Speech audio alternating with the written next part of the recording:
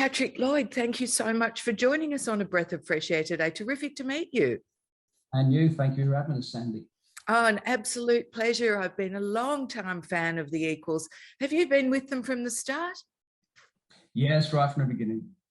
Tell us about how you got going. Basically, the drummer, John Hall, who lives in Australia and has done for quite a few years, was basically the original founder member.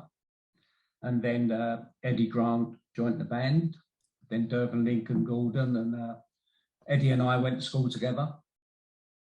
So then I was the last member to join of the Equals here. Ah, so where does John live in Australia? He's in near Melbourne. Oh, does he? How long's he lived here for? Oh, since the late 70s, early 79, 80. Really? That's yes, amazing. He married an Australian girl and moved to Australia. And that was the end of him, huh? I don't know. It was the beginning of his new life. Oh, that's good. So, Patrick, you've been playing with them. How many years would that be now? Oh, don't, if I can remember, it's got to be about nearly 57 years. You know? Wow. Long time. Oh, it sure is. Sure is. But you've gone from success to success over that time, haven't you? Yes, we've had ups and downs and kept going. And we did stop for a little while, you know, when we had the bad car accident. Eddie was off the road. Tell us about that. That was in Germany in the 1960s. I can't remember the date exactly now, 68, 69. So 71, I think it was. And we was in a serious car accident. And Eddie, myself and Eddie were injured, but Eddie was injured pretty bad. But he never left the band. He carried on at home. He had to come off the road. So, but he was at home writing songs, and we carried on recording, you know, and he gradually got better, and that was it. And that was while you were on tour in Germany? Yes, well, we was going to do a television show in Bremen when the car accident happened on the motorway. So he carried on. That was 1971. Before that, you'd had a couple of massive hits, hadn't you? Because you were big news at that time. Yes, in Europe, funny enough, that's why we worked a lot in Europe. I think we had 14 top 20 records. 14 in the top 20? Yes, wow. More than what we had in England and the rest of the world, you know.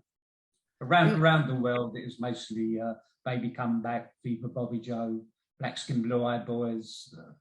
But then lots of other bands started doing our songs. The Clash done the Police on My Back, UB40 did Baby Come Back, and many other people was doing equal songs, so that was great. Right. Well, if we could go through just a few of those, if you don't mind. You were noted as one of the UK's first interracial bands, of course, with the addition of Eddie. So you were very different when you first started out in the mid-60s, weren't you? Yes, we were. Yeah, we were. We played we played blues, bit of reggae. Well, it wasn't reggae then; it was either blue beat or ska, as you wanted to call it, before reggae. Yeah, it was called different. And that first hit was indeed "Baby Come Back," wasn't it? Yes, but "Baby Come Back" was the B side, and it was "Hold Me Closer" was the A side. Yeah, and it was released in England in 1967. But in 1967, a disc jockey in Germany sort of reversed it and kept playing "Baby Come Back." And in 1967, it went to #1 basically everywhere in Europe. And then in '68, it went to England. Usually it's the other way around. England have a hit and then it's a hit somewhere else. But with us, it was a hit in Europe before England. Yeah, they've been an extraordinarily big market, haven't they? Europe in particular, and Germany and the Netherlands all this time. Is that where it hit first? Yes, it was in Germany first, and Holland, Belgium, well, all over Europe, basically. France before England. It was a great single. Both A and B side were fantastic. We remember it here. It was a big hit here too, as I recall. Oh, yes, we know it's it there. Unfortunately, I've never been to Australia. Oh, well, it's not too late yet. You can still get here, Patrick Lloyd. We will Yeah, welcome you with open arms.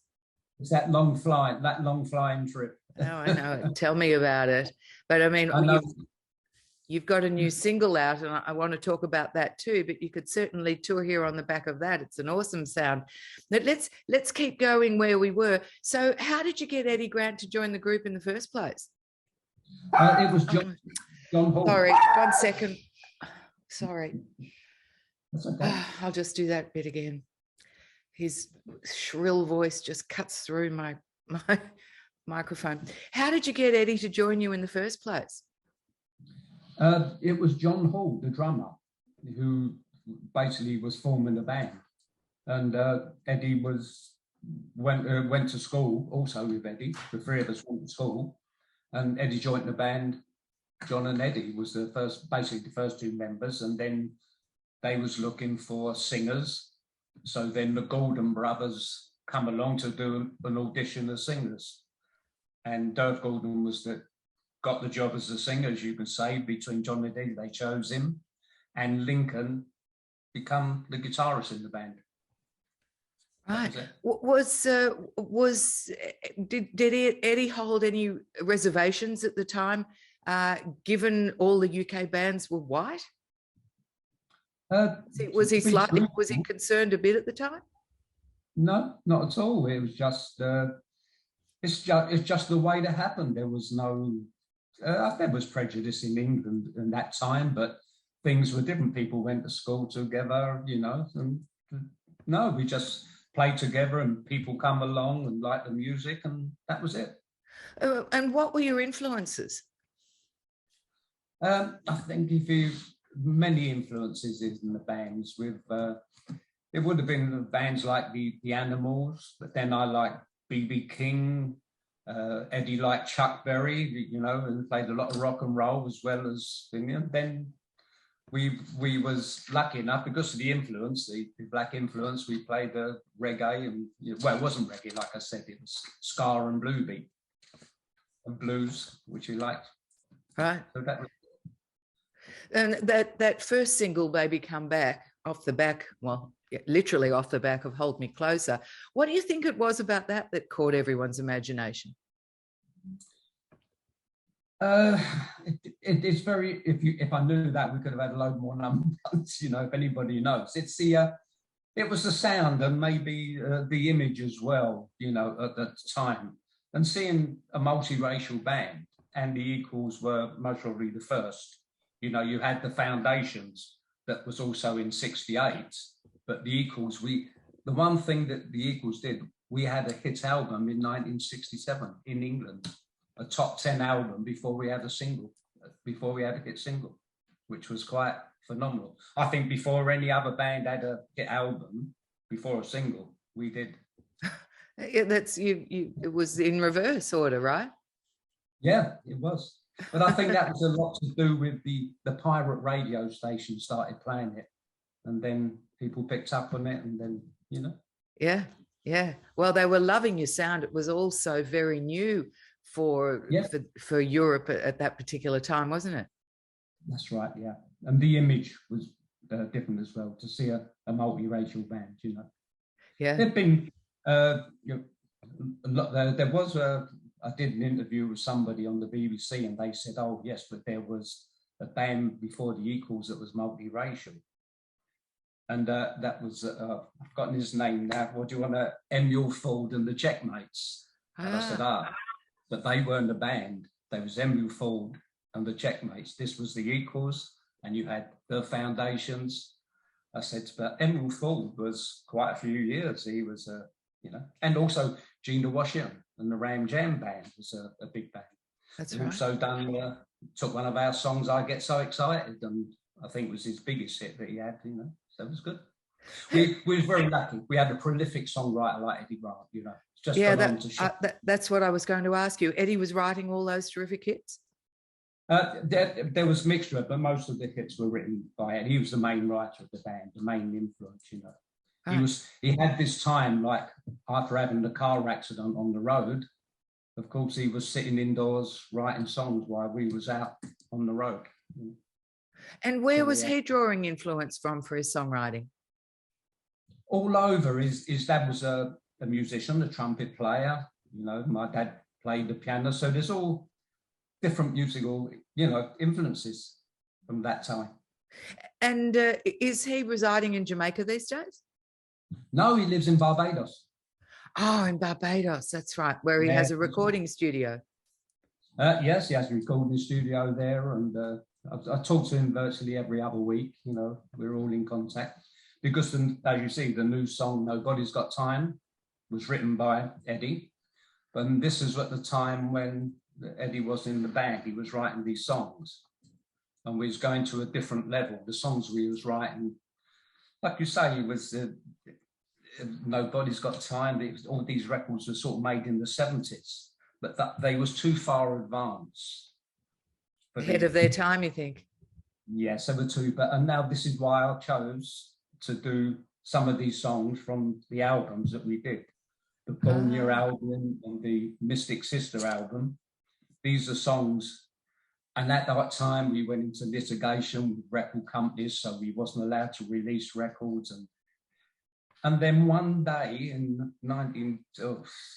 someone just found one of these songs called Funky Like a Train and started playing it. And before you knew it, it went into the charts again. And we forgot, where did they get, this record from? And if you speak to a lot of youngsters and you say the Equals, they go, oh, you mean Funky Like a Train?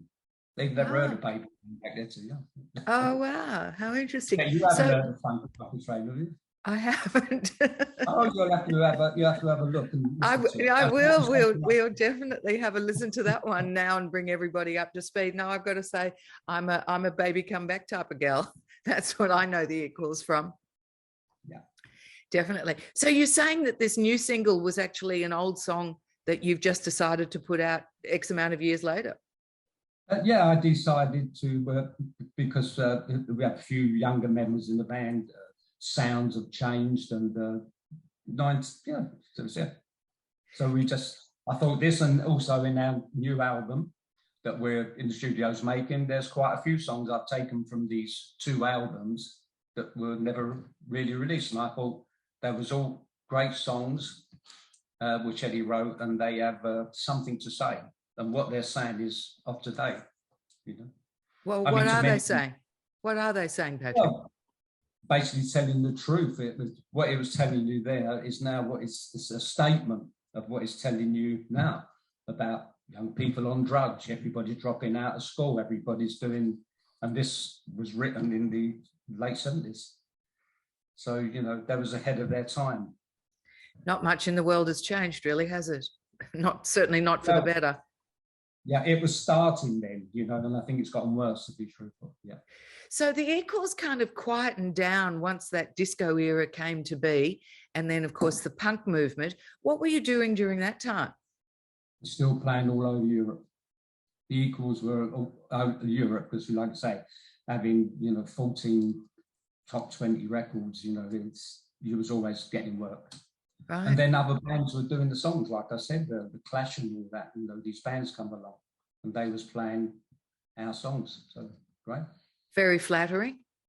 Yeah, it was. It's great, Which UB42, yeah. Which would? Sorry, could you say that again? I said UB40 done "Baby Come Back" and had a big hit with it, in England. That's it.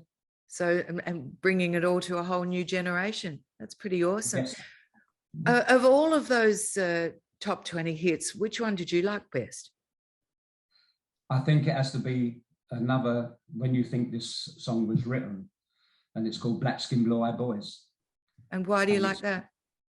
Yeah, Black Skin Blue Eye Boys, because when it was written, it's quite genius.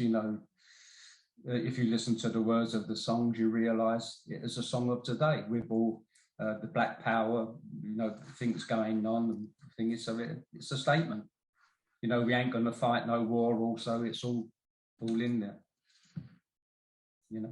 Yeah. When Patrick Lloyd, when do you think this new album's going to be ready? We would have hoped it was going to be finished now, but because of the for the COVID, it keeps getting back, and then we was locked down. So We're hoping maybe another 6 months or so, hopefully 9 months, we'll get it and see. Hopefully it's all done. And will you take it out on tour?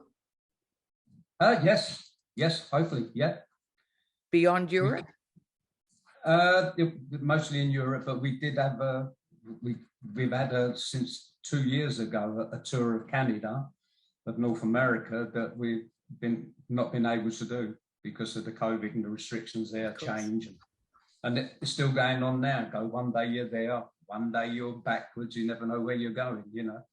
Yeah, yeah, terribly frustrating all round for everybody, isn't it? Yes, I'm sure it has been in Australia as well. You look and see what's happening in the problems you've had there, like we've had here.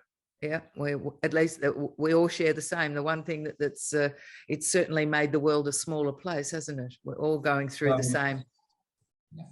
Yeah, but perhaps you'll tour this new album in Australia. You've got a league of fans here. If somebody wants to book us, we would love to go. I know Eddie's been to Australia a few times and played there. Yeah. Why did he go off solo? It was because he just sitting at home and the others were out. We was out on the road and he was still writing the songs, doing the album, producing the albums. And it just come up. He even surprised himself. He will tell you he never wanted to be a singer. He never wanted to leave the band. It just that band coming out with his first song that was completely different, Living on the Front Line. And it just went into the charts and that was it. And then you had Electric Avenue that went to #1 in America and England. Then, I Don't Want to Dance. It's such a prolific writer. You can't stop someone's talent, you know. You can't hold him down. So there was more in him as a songwriter than as a performer with the band. Yes, all these songs that he's written, like if you listen to I Don't Want to Dance, Electric Avenue, Even Nobody's Got Time, and these songs, they would have all been the Eagles songs. There would have been the songs where the Eagles would have played if Eddie still remained in the band. But through illness and not being able to travel, you know, yeah, it took him nearly 2 years to recover from the accident. Wow. So I guess there was no resentment on the part of the band as a result of that. No, and then, like you say, you have outside influences of record companies, and Eddie and myself, we wanted our own publishing company, and we fought for that, and then litigation, you know, going to court. But in the end, it all worked out fine. That's great. That's great. Everyone's had a success. Well, everyone's having a successful career. That's great. And the world's getting some awesome music from all of you, which is wonderful. Well, we can carry on. There's still quite a few songs that we like to do, you know. And we have a great new singer in the band. It used to be with Heat Wave. We have a guitarist that was, you know, they've all been in famous bands before. Great, great. So Patrick, will you talk to me again when the album comes out? I definitely will. And I hope to send you a copy. That would be good. I'd love to go through the tracks with you and have another chat. Yeah, and it may be, maybe we'll have another song out off the album before it's released. This is the way it works now with the, you know. You keep releasing singles. That's right. Yeah, and I get that. In the meantime, we'll let everybody know that it's coming, that the new single is out now, and that the Equals are alive and well and doing great business. And thank you so much for talking with me today, Patrick. I'll look forward to the next time we chat. Thanks, Sandy. Thanks very much. All the best. Bye-bye. Bye now. And that's for all your viewers. I hope they keep listening. And they will indeed. Patrick, does John go out on tour with you? Does he come out from Australia or he stays here? No, John left in 1979. He's he has a bit of emphysema, and he's still in Australia, and he likes it there, and that was it. You know, he lives there. He has a couple of children. You know, nice. He's living the quiet life. Yes, no, I don't think John will ever be quiet, you know. I'm sure it's something you shouldn't be doing. You know? Pat, lovely chatting with you. Thanks again for your time.